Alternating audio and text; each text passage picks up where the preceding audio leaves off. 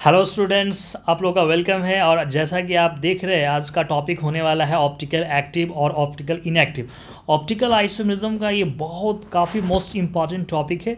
तो आइए हम लोग स्टार्ट करते हैं और ये समझने का कोशिश करते हैं ऑप्टिकल एक्टिव में कितने सारे कंडीशंस है, ऑप्टिकल इनएक्टिव किस कंडीशन से ये होता है। तो वन बाय वन हम लोग डिस्कस करेंगे। तो पहला हम लोग ऑप्टिकल एक्टिव होने के लिए यहाँ पर ध्यान देंगे, मोस्ट इम्पॉर्टेंट जो कंडीशन होता है कायरल सेंटर, और इसमें एक रोल आते हैं plane of symmetry, centre of symmetry. और plane of symmetry, centre of symmetry अगर आप लोग का क्लियर नहीं है तो आप यहाँ पर पहले ये plane of symmetry, centre of symmetry आप देखकर और इस वीडियो को आप कंटिन्यू करेंगे, ठीक है। तो आइए हम लोग यहाँ से पहला कंडीशन देखते हैं। सबसे पहला ऑप्टिकल एक्टिव होने के लिए, जैसा कि यहाँ पर आप देख रहे हैं, one chiral centre are always optical active. जरा ध्यान देंगे, सबसे पहले मैंने यहाँ पर कायरल सेंटर को फोकस किया है, और जहाँ भी और कितने कायरल सेंटर, यहाँ पर ध्यान देना है वन कायरल सेंटर। अगर वन कायरल सेंटर है तो ही आप ऑलवेज एक्टिव, ऑप्टिकल एक्टिव होगा। और यहाँ पर थोड़ा एक्सेप्ट है ना, एक्सेप्शन में भी है, एक्सेप्ट एमाइन इन्वर्जन। और एमाइन इन्वर्जन हम लोग इस जो वीडियो में लास्ट में हम लोग ये समझेंगे एमाइन इन्वर्जन क्या है। तो सबसे पहले हम लोग कायरल सेंटर, हम लोग यहाँ पर ये सारे एग्जाम्पल है जैसा आप देख रहे हैं, तो इसमें हम लोग वन कायरल सेंटर फाइंड करेंगे, और जहाँ भी वन कायरल सेंटर होगा तो दिस इज़ ऑप्टिकल एक्टिव होगा। और इसके अलावा फिर और क्या कंडीशन है हम लोग आगे कंटिन्यू करेंगे। तो सबसे पहले यहाँ पर कायरल सेंटर क्या है, मैं थोड़ा एक बार आपको रिकॉल करा दें। ऐसे सेंटर कार्बन का जिसके पास जो 4 वैलेंसीज, आप जैसे यहाँ मैं सर्किल कर रहा हूँ, आप जैसा देख रहे हैं, ये डिफरेंट होना चाहिए। दिस इज यहाँ पर ये डिफरेंट है, और यहाँ पर ये 4 वैलेंसीज डिफरेंट है। और कायरल सेंटर को हम लोग स्टार से डिनोट करेंगे। तो यहाँ पर कायरल सेंटर है, और दिस इज़ ये ऑप्टिकल एक्टिव होगा OA, जो शॉर्ट फॉर्म मैंने यहाँ यूज़ किया है। और यहाँ पर आप देखेंगे Br और हाइड्रोजन, और यहाँ भी हाइड्रोजन सेम मिल गया। और यहाँ पर आप ये Cl, यहाँ पर जो 2 वैलेंसीज आपको सेम दिखा, और दिस इज़ ये आपको कायरल नहीं है यहाँ पर, तो ये नॉट कायरल यहाँ पर है ये सेंटर। अब ये आप यहाँ पर ज़रा ध्यान देंगे, इस एग्जाम्पल में OH और ये H और Cl और यहाँ पर Br, और दिस इज़ ये फिजर प्रोजेक्शन है, और यहाँ पर दिस इज़ ये सेंटर कायरल है, और ये ऑप्टिकल यहाँ पर एक्टिव हो जाएगा। अब ये रिंग में हम लोग कायरल सेंटर कैसे एज्यूम करेंगे, आप यहाँ पर ज़रा ध्यान देंगे। Cl एक ये अलग वैलेंसीज है, यहाँ पर Cl अलग, यहाँ पर वैलेंसीज, और एक यहाँ पर छुपा हुआ हाइड्रोजन। और इसके बाद यहाँ पर 2 आपको डिफरेंट कैसे आप चेक करेंगे, तो इसके आप यहाँ लेफ़्ट साइड जाओ। ये जो आप लेफ़्ट साइड यहाँ चलेंगे तो यहाँ पर आप जो देख रहे कार्बन, और दिस इज़ इसके आप जो राइट साइड जाइए तो राइट साइड भी यहाँ पर क्या दिख रहा है, कार्बन है, और साथ में Br है। तो ये और ये पोजीशन क्या हो गया आपको, है ना, इस कार्बन के रिस्पेक्ट में ये दोनों आपको अलग हो गया। तो दिस इज़ यहाँ पर भी आपका कायरल सेंटर है।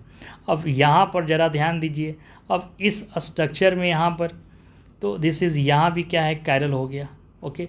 और यहाँ पर आप कमाल की बात देख रहे हैं कि यहाँ हमें 2 कायरल सेंटर मिला। कितने कायरल सेंटर मिले, 2 कायरल सेंटर यहाँ मिला, 2 कायरल सेंटर यहाँ आप देख रहे हैं Br और EH से।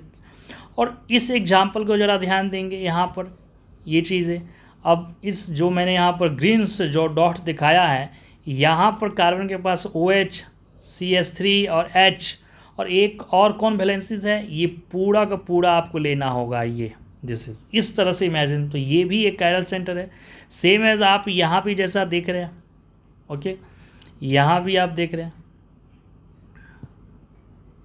है ना, जैसे यहाँ पर OH, CH3 और हाइड्रोजन, और ये पूरा का पूरा आप लेंगे तो ये भी कायरल सेंटर। तो यहाँ पर ज़रा ध्यान देंगे, आपके पास 2 कायरल सेंटर आए। मैंने क्या बोला यहाँ पर पहला कॉन्सेप्ट कि 1 कायरल सेंटर है तो ऑप्टिकल एक्टिव, बट यहाँ पर आप स्ट्रक्चर में कितने कायरल सेंटर देखे, 2।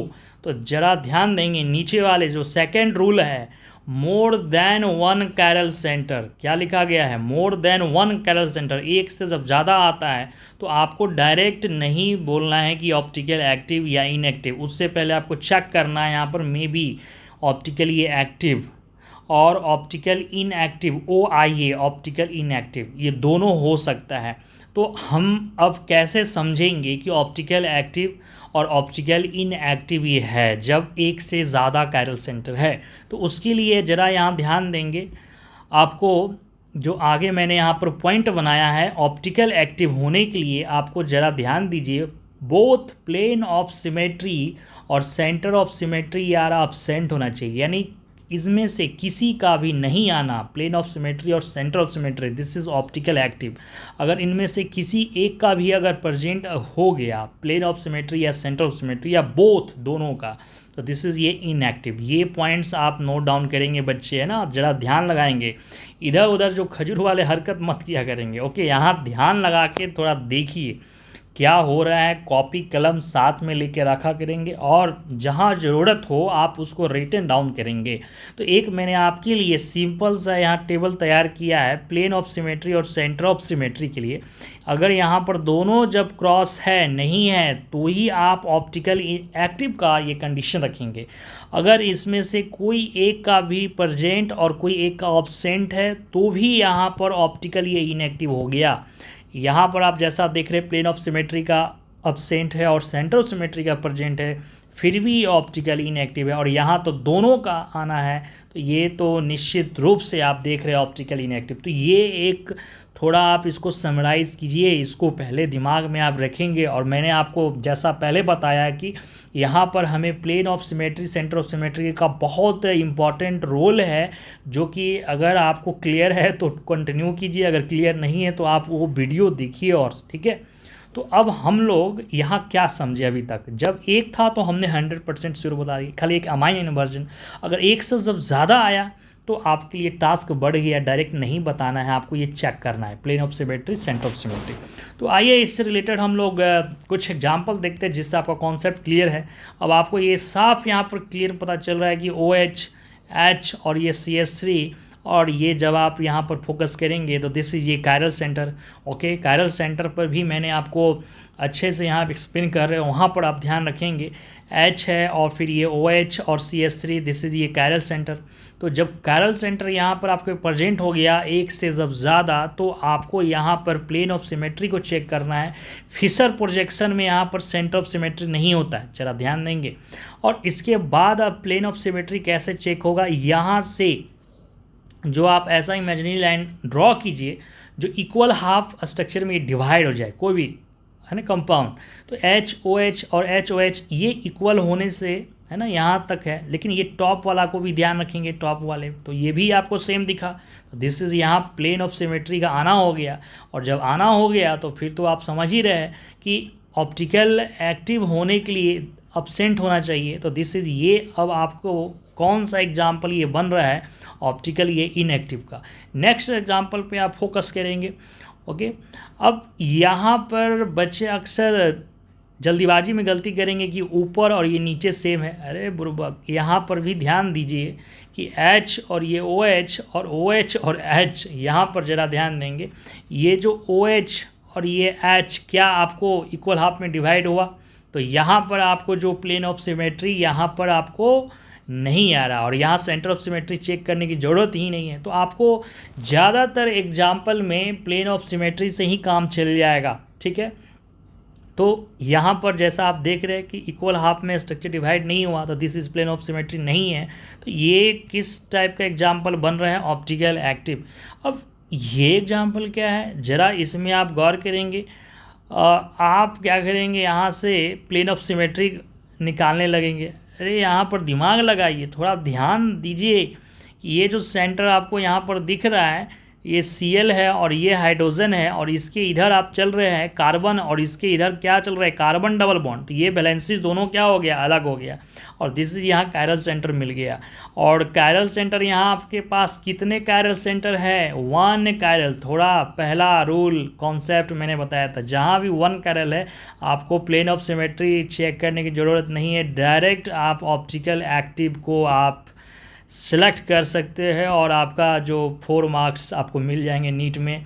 ओके, और यहाँ पर ध्यान दीजिए। अब ये फिर से बहुत अच्छा ये क्वेश्चंस, अब आपको यहाँ पर साफ दिख रहा है कि OH, अब ये सॉलिड, अब यहाँ पर जो डैश है ना ये लाइन मैंने दे दिया, इसके आपको टेंशन नहीं लेना है। सबसे पहले यहाँ कायरल सेंटर निकाला, यहाँ पर दिस इज़ कायरल सेंटर।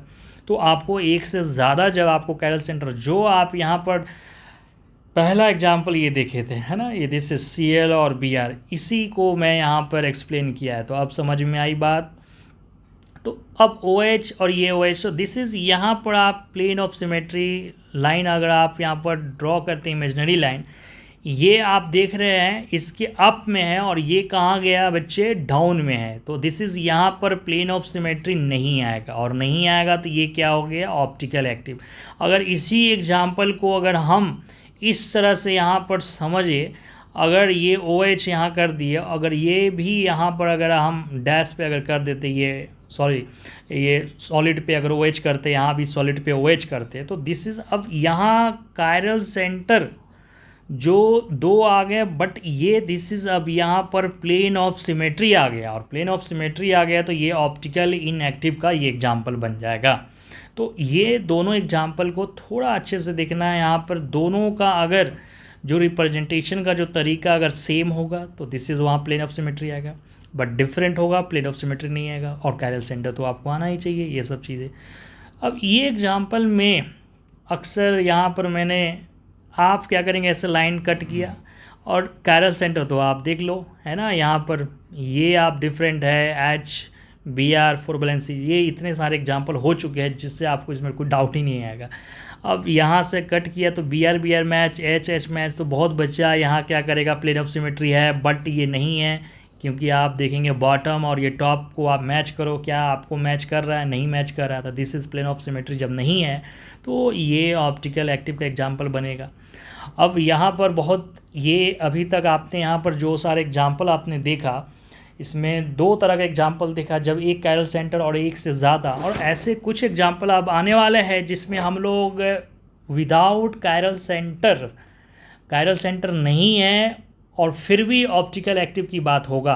तो ये जितने सारे एग्जाम्पल दिया जा रहा है, अच्छे से इसको रिवाइज कीजिए, प्रैक्टिस कीजिए और ध्यान देना है। जैसे आप इस एग्जाम्पल में देख सकते हैं, ये आपको यहाँ पर कायरल सेंटर नहीं है, CL है हाइड्रोजन, बट इसका वैलेंसीज आप देखो, यहाँ जो है इधर भी वही है, आगे ये दिस इज़ कॉमन पार्ट है यहाँ का, तो यहाँ पर आपके पास नो कायरल क्या है।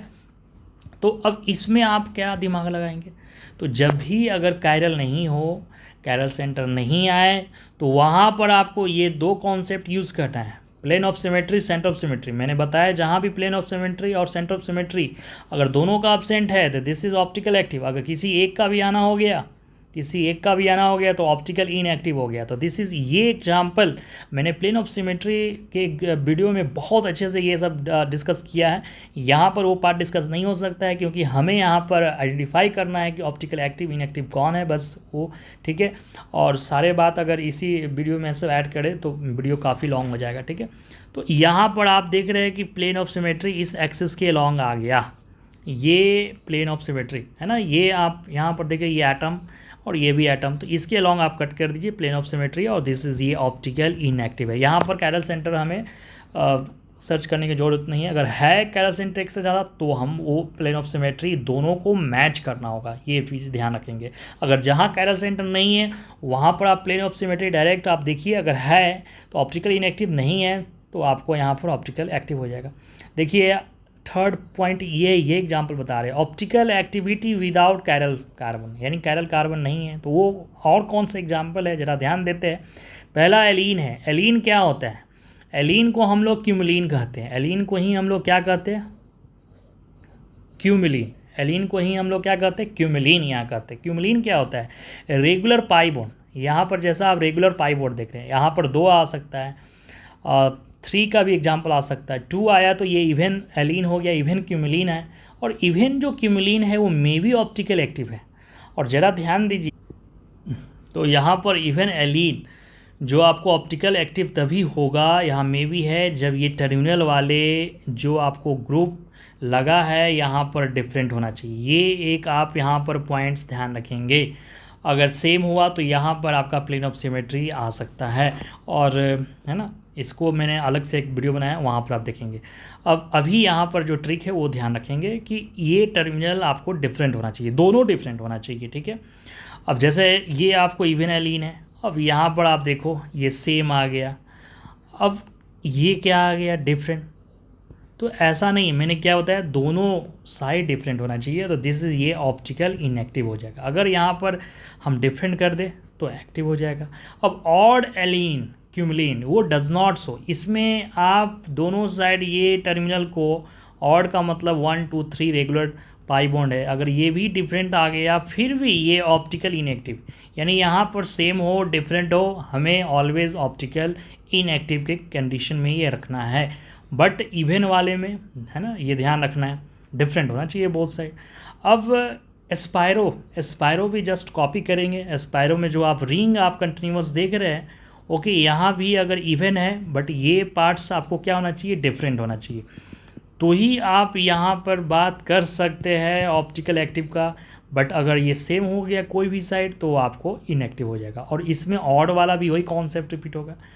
इन केस ऑफ वाई फेनाइल, ज़रा ध्यान दीजिए यहाँ पर वाई फेनाइल के कंडीशन में, वाई फेनाइल में आपको ये इस यहाँ से दिस इज ये ऑर्थो पोजीशन, ओके, ये भी ऑर्थो पोजीशन और ये ऑर्थो पोजीशन और ऑर्थो पोजीशंस पर हम लोग फोकस करेंगे, ओके, ये कंडीशन। और ऑर्थो पर जो आपको यहाँ एक्स और ये एक्स ग्रुप लगा है और ये वाई और ये वाई, ये कभी भी ऑप्टिकल एक्टिव होने के लिए X Y must be different, ये ध्यान रखेंगे। यानी जो आप ये एक्स देख रहे हैं और ये वाई है, ये कभी भी किसी भी रिंग में सेम नहीं होना चाहिए, यानी X Y must be different. ये कंडीशंस को फोकस कीजिए और ये मिलाकर आप यहाँ से आप चेक कीजिए। और एक्स वाई पर हम यहाँ पर बल्कि ग्रुप रखते हैं, बहुत बड़ा बड़ा जो मॉलिक्यूल है, जो जिसका साइज़ बड़ा है, जो रिपल्शंस क्रिएट करे, और दिस इज़ ये आपको नॉन प्लेनर में कन्वर्ट करे। और ऑप्टिकल एक्टिव होने के लिए हमें क्या चाहिए, प्लेन ऑफ सिमेट्री और सेंटर ऑफ सिमेट्री का नहीं आना, तो दिस इज़ वो नॉन प्लेनर स्ट्रक्चर में हम लोग कन्वर्ट करते हैं। और ये टेक्निक याद रखेंगे, एक्स वाई मस्ट भी यहाँ पर डिफरेंट। तो एक्स वाई पर हम ऐसा क्या नहीं ले सकते यहाँ पर, fluorine, hydrogen, deuterium, OH, CN, अगर ये हुआ तो ये कंडीशन आपका फेल्ड हो जाएगा, ठीक है। यानी इस कंडीशंस पर ये काम नहीं करेगा, इस कंडीशंस पर आपको ऑप्टिकल इनएक्टिव होगा, ये ध्यान रखेंगे। और इसके अलावे जैसे सल्फोनिक आ गया, जो भी होगा वो आपको क्या हो सकता है, मे बी ऑप्टिकल एक्टिव देगा, मे बी। क्यों मे बी मैंने बोला, क्योंकि अगर एक्स और वाई को अगर आप सेम कर देंगे तो यहाँ पर आपको ऑप्टिकल इनएक्टिव दे देगा, तो ये बातें थोड़ा ध्यान रखेंगे।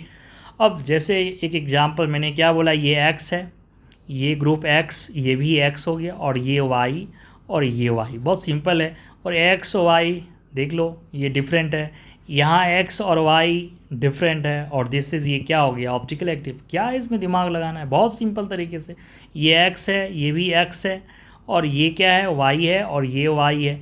तो आपको एक्स और वाई है ना, ये एक्स और ये वाई है, तो इसको एक्स और वाई क्या ये डिफरेंट है, और देखो यहाँ पर एक्स और ये वाई, यहाँ क्या आ गया, सेम आ गया, तो दिस इज़ ये ऑप्टिकल इनएक्टिव है। बस सिंपल सा बात है, यहाँ इतना दिमाग लगाना है ये चीज़ें। अब आप ये दिमाग मत लगा देना सर ये NO2 सेम हो गया, तो बात को समझिए कहाँ पर क्या रेफरेंस दिया गया है, एक्स और ये वाई है ना, इसको मैंने बताया। तो अच्छे से एग्जांपल देखकर अगर आप वहाँ पर एक बार रिवाइज कीजिए, समझ में आ जाएगा। स्पेशल क्वेश्चंस में क्या है ज़रा ध्यान दीजिए। अब आप यहाँ पर ये एक्स खोजे, इसके जस्ट नीचे क्या है, अब आप सोच रहे हैं यहाँ पर क्या है, या कुछ भी नहीं दिखा, बट ये हाइड्रोजन दिख रहा है, ओके वाई, और यहाँ पर क्या है, आपको हाइड्रोजन है, बट यहाँ पर क्या है, यानी एक्स की जगह पे हाइड्रोजन, यहाँ वाई है, तो यहाँ देखिए डिफरेंट, यहाँ भी डिफरेंट। तो ये बहुत अक्सर सोचते हैं कि यहाँ पर नहीं है, तो this is optical inactive, but ये ऑप्टिकल एक्टिव है, sulphonic acid, okay.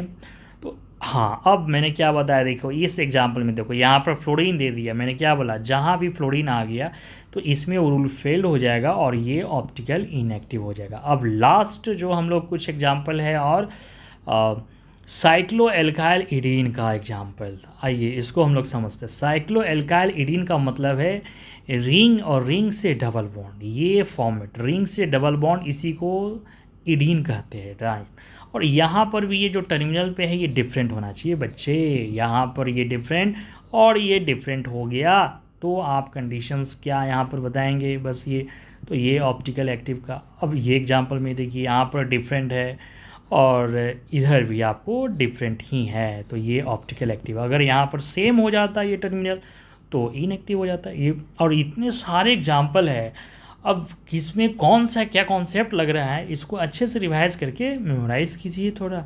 SS notes, और ये लास्ट जो हम लोग शुरू में देखे थे कि अमाइन इन्वर्जन क्या है, और ये काफ़ी इम्पॉर्टेंट है, इसके बारे में हमें यहाँ पर डिटेल में नहीं ये सिलेबस में है आपके। ओके, बस सिंपल तरीके से इसका कुछ कॉमन एग्जांपल आते हैं वो हम लोग देख लेते हैं। अमाइन इन्वर्जन जो आपको नाइट्रोजन यानी सेकेंड पीरियड में, केवल नाइट्रोजन में नहीं, सेकेंड पीरियड में आपको ऑक्सीजन है, आपको नाइट्रोजन है, ओके, यहाँ पर कार्बन है, इसके सब में हो सकता है, लेकिन जो मोस्ट कॉमन एग्जांपल है नाइट्रोजन का। अब इसमें ये कायरल सेंटर दिख रहा है, ये वैलेंसीज R1 है, ये R2 है, और ये R3 और ये लोन पेयर, 4 वैलेंसीज अलग अलग दिखा, और दिस इज ये कायरल सेंटर हुआ, एसिमेट्रिक सेंटर भी कहते हैं। और इसमें आखिर कायरल सेंटर होने के बावजूद भी और ये ऑप्टिकल एक्टिव नहीं हुआ, ऐसा क्या हुआ? क्योंकि यहाँ पर ज़रा ध्यान देंगे, नाइट्रोजन का यानी सेकेंड पीरियड का जो सेंट्रल एटम का जो साइज़ होता है काफ़ी स्मॉल होता है, और इसमें रिपल्शन होने की वजह से अब इसका हाइब्रिडाइजेशन आपको sp3 है और यहाँ पर sp3 है, तो ये अपने आप को स्टेबल करने के लिए जो आपको ट्रांजिशन स्टेट है ना, ये sp2 हाइब्रिडाइजेशन में कन्वर्ट होता है। sp2 यानी sp3 जो अपने को स्टेबल करने के लिए sp2 में कन्वर्ट होता है, और फिर sp2 से फिर sp3 में जाता है, ये चीज़ें। और इसी को आप यहाँ पर इन्वर्जन एक टर्म आपको दे दिया, फ्लिपिंग हो गया। जो आप ये पोजीशन देख रहे हैं R1 R2 R3 left side, ये दिस इज रोटेट करके देखिए आपको ये है ना, ये आपको राइट साइड यहाँ कर दिया गया। और ये जो इन्वर्जन होने से इसका जो कॉन्फ़िगरेशन D हो गया, मतलब ये प्लस साइन, और ये L हो गया माइनस, ये इक्विलिब्रियम में एग्जिस्ट करते रहता है D से L, यानी ये क्लॉकवाइज रोटेट कर रहा है तो ये this is anti clockwise, rotation यहाँ कैंसिल आउट हो रहा है, तो रोटेशन कैंसिल आउट हो रहा है, और दिस इज ये ऑप्टिकल इनएक्टिव आपको यहाँ पर देता है। तो यही एक सिंपल कॉन्सेप्ट है, और इसमें इन्वर्जन होने का कारण क्या है? रिपल्शन, यानी ये साइज़ का छोटा होने की वजह से रिपल्शन होता है, और जो sp2 से फिर sp3 में ये फ्लिप करता है, ये चीज़ें ध्यान रखें। हाँ, अगर इसी को साइक्लिक में अगर हम लोग यहाँ पर एग्जांपल ले लें नाइट्रोजन को साइक्लिक में, तो यहाँ पर फ्लिपिंग नहीं होगा, क्योंकि यहाँ पर वैलेंसीज क्या है, इसका क्लोज हो गया, वैलेंसीज क्या है, क्लोज हो गया, जो कि फ्लिपिंग नहीं होगा। यहाँ रोटेशन नॉट इक्वल टू 0, और दिस इज ये ऑप्टिकल एक्टिव, ये काफ़ी इंपॉर्टेंट एग्जाम्पल है। और आज हम लोग ऑप्टिकल एक्टिव इनएक्टिव के बहुत सारे कंडीशन देखा, और आपको यहाँ पर अच्छे से कॉन्सेप्ट्स के सारे जो पॉइंट्स है उसको ध्यान रखना है, इसको बार बार रिवाइज करना है। और ऑर्गेनिक में ज़्यादातर आपको सोचने की बात नहीं है, जो देखा आपने बस उस एग्जाम्पल को एक तरीके से क्वेश्चन बना लीजिए, जिससे आपका ये सारा टॉपिक रिवाइज हो जाएगा। और इसी के साथ मैं आपको और हमारा जो अभी का है ना, फिर हम लोग अगले क्लास में मिलेंगे। और जैसा कि आप देख रहे हैं यहाँ पर, थैंक यू। और फिर आप जितना हो सके इस वीडियो का बेनिफिट आप उठाइए, ओके। और फिर हम लोग अगले वीडियो में मुलाकात करते हैं एक नए वीडियो के साथ। और जैसा जो मेरा एम है कि आपका 12th का जितने सारे रिएक्शंस है वो सब का सब मैं 1 बाय 1 कराएंगे ऑप्टिकल आइसोमेरिज्म के बाद। तो चलिए, तब तक के लिए आप हेल्दी रहिए, स्वस्थ रहिए, है ना, और अच्छे से पढ़िए, मन लगा के पढ़िए। और 2026 में नीट में एकदम आप अच्छे से जोरदार से, है ना, और कॉन्फिडेंशियल होके एकदम आप रैंक बूस्ट कीजिए। चलिए, मेरा शुभकामनाएं, ऑल द बेस्ट।